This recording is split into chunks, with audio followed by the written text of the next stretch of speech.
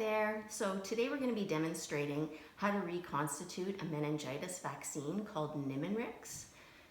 So first thing we're going to do before we get to the vaccine piece is we're going to ensure that we've disinfected our workstation and created a clean work surface. So I've already done those pieces. So before I touch my products, I'm going to make sure that I hand sanitize.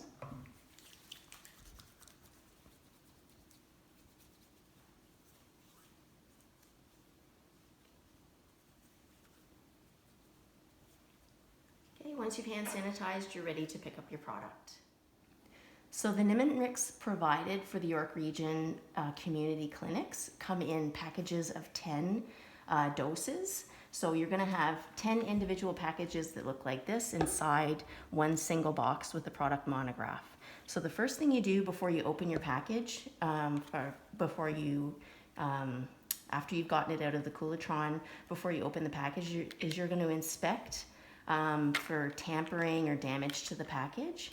The second thing you're going to do is look at your diluent and your freeze-dried vaccine to ensure that the lot and expiry are okay, that they match what's in Panorama, and that the vaccine's not expired.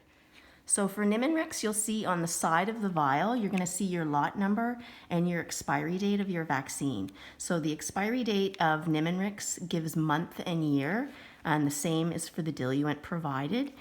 So in this case, it's July of 2022.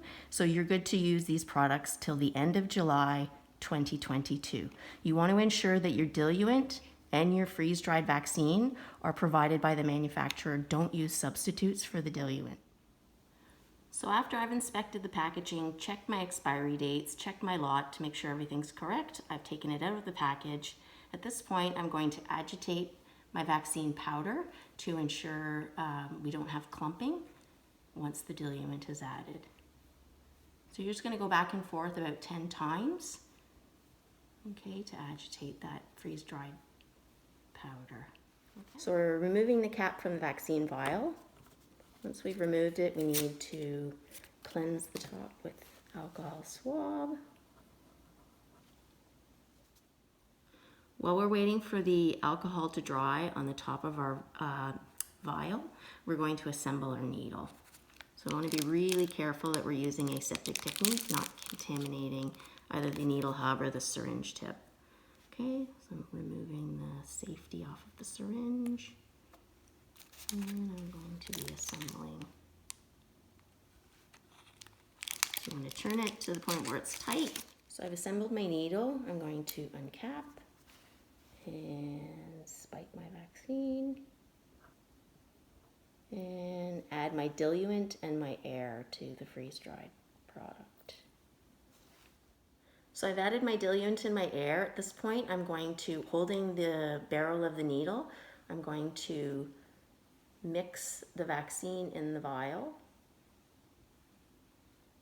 You're going to do this about 10 times, ensuring that you're mixing the dried product with the diluent. Okay, once you've done that, you're going to be checking to make sure that your vaccine is clear, colorless, and there's no sedimentation in the bottom. Okay, so I'm going to, at this point, withdraw my reconstituted vaccine into my syringe, and you want to get the entire contents of the vial into your syringe. And then you're going to remove the excess air slowly. Great. You're ready to administer at this point.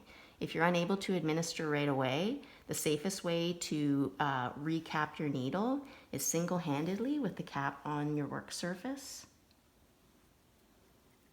Okay, and now you want to prep your client's arm and vaccinate promptly.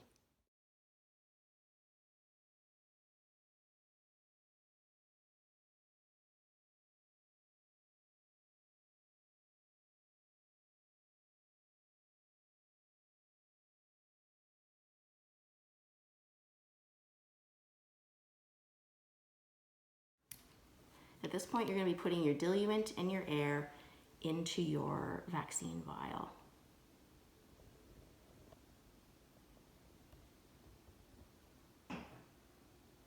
Okay. Okay, so we're going to pull up a little bit with our needle, and we're going to put out a little bit of air. Pull our needle out. Using our safety technique, we're going to recap our needle just like that.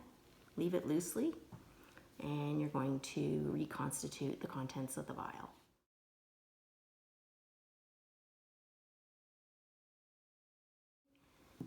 We're going to be using the same needle to withdraw the vaccine back into our syringe. But first, we're going to clean the stopper again. And you're going to carefully remove your needle from the cap. And we're going to remove the entire contents of the vial.